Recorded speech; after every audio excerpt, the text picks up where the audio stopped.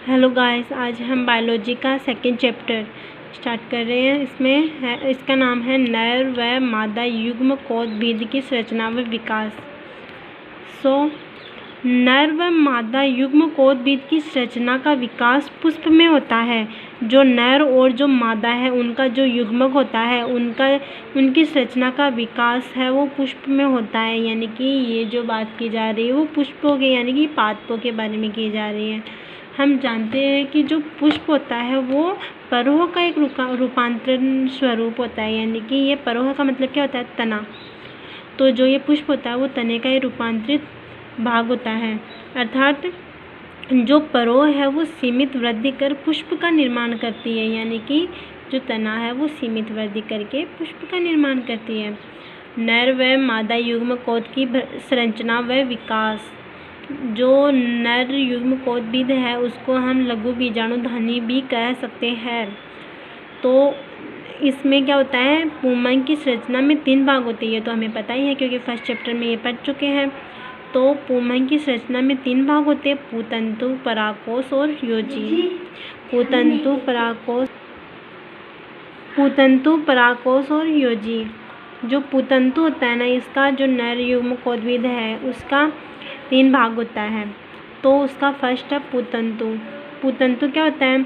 जो पुंमंग होता है ना, पुंमंग क्या होता है? जो नर जननांग है ना उसका एक मतलब उसका क्या बोल सकते हैं हम, प्राथमिक अंग होता है। यानी कि इसकी एक इकाई होती है, नर जननांग की एक इकाई होती है जिसे हम पुंमंग या पुंकेसर कहते हैं। तो पुंमंग की संरचना का सबसे लंबा वृंतनुमा या तंतुनुमा जो भाग होता है वो हमारा पुतंतु कहलाता है। यानी कि पुंमंग की एक संरचना देखिए, ये जो पुंमंग की संरचना है इसमें जो ये डंडीनुमा हमें संरचना दिख रही है ना वो पुतंतु है दरअसल। और जो ये हमें द्विपालित संरचना दिख रही है जो 2 पालियों में विभेदित है वो क्या होती है? परागकोश होती है। और जो इन्हें ये जो विभेदित कर रही है ना ये लाइन है वो क्या होती है? योजी होती है। तो समझ गए ना? तो यही यहाँ समझाया जा रहा है। यानी कि पुंमंग की संरचना का सबसे वो वृंतनुमा हमने देखा ना वही है पुतंतु। इसका सेकंड पॉइंट है परागकोश। परागकोश क्या मैंने अभी दिखाया आपको, जो द्विपालित संरचना होती है। यानी कि जो पुतंतु पर द्विपालित संरचना होती है वही हमारा परागकोश। परागकणों का निर्माण, परागकण होते हैं ना उनका निर्माण कैसे होता है?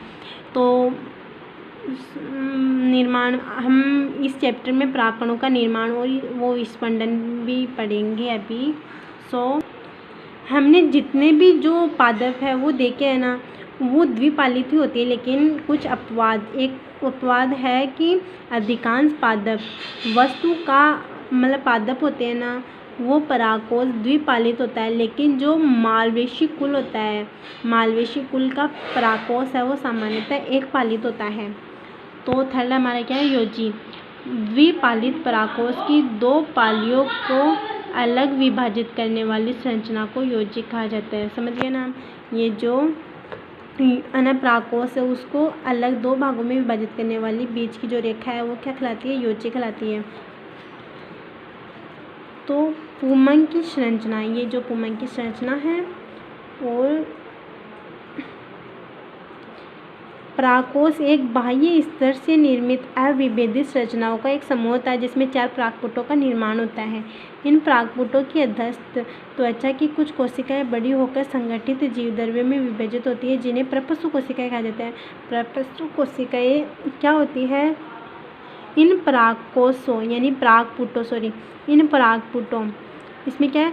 परागकोश एक बाह्य स्तर से निर्मित या अविभेदित परागकोश होता है ना वो बाह्य स्तर से निर्मित और अविभेदित कोशिकाओं का एक समूह होता है।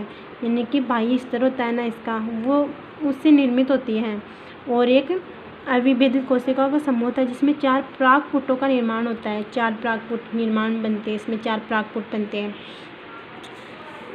इन परागपुटों की अधस्थ त्वचा की कुछ कोशिकाएं बड़ी होकर, हमें एग्जाम में क्वेश्चन ये पूछा जाता है मतलब जो हम एग्ज़ाम फाइट करते हैं ना उसमें कि एक जो परागकोश है वो कितने परागपुटों का निर्माण करता है?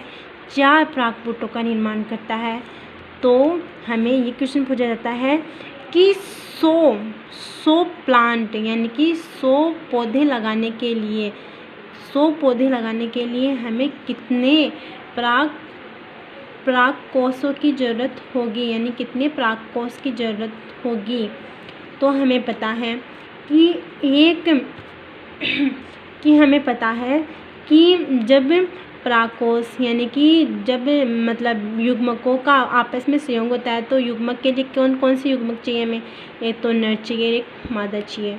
हमें पता है हम कौन सा पढ़ रहे हैं, अभी नर वाला पढ़ रहे हैं, मादा वाला भी बाद में पढ़ेंगे।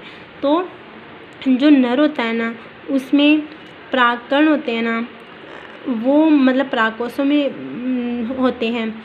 तो परागपुट होते हैं ना वो चार परागपुटों का निर्माण होता है, किससे, एक परागकोश से। तो हमें पता है कि परागकोशों के निर्माण में नर व मादा होते हैं। तो हमें पता है मादा में क्या होता है कि एक परागकोश से केवल एक ही परागकणों का निर्माण होता है या एक ही परागपुटों का निर्माण होता है, लेकिन इसमें क्या होता है एक परागकोश से 4 परागपुटों का निर्माण होता है। तो हमें 25 तो परागकोश इसमें चाहिए, किसमें, नर में, और 100 के 100 मादा में चाहिए, क्योंकि एक से एक ही होगा ना, तो हमें 100 की चाहिए। तो 100 और 25 125 का निर्माण होगा, तो हमें 125 पौधे लगाने पड़ेंगे। इन परागपुटों की अध्यस्थ की कुछ कोशिकाएं बड़ी होकर संगठित जीवद्रव्य में विभाजित होती है, जिन्हें परपसु कोशिकाएं कहते हैं। समझ गए ना। परपसु कोशिकाएं 2 प्रकार की होती है, एक तो प्राथमिक भित्तीय कोशिका और एक प्राथमिक बीजाणुजन कोशिका। प्राथमिक भित्तीय कोशिका होती है ना, ये कोशिकाएं परागकोश के बाह्य स्तरों का निर्माण करती है। ये प्राथमिक जो भित्तीय कोशिका होती है ना, ये परागकोश होता है, उसके बाह्य जो बाहर का आवरण होता है, ये स्तर होता है, उसका निर्माण करती है। और ये जो प्राथमिक बीजाणुजन कोशिका होती है, ये कोशिकाएं बीजाणुजन कोशिकाओं के निर्माण में सहायक होती है।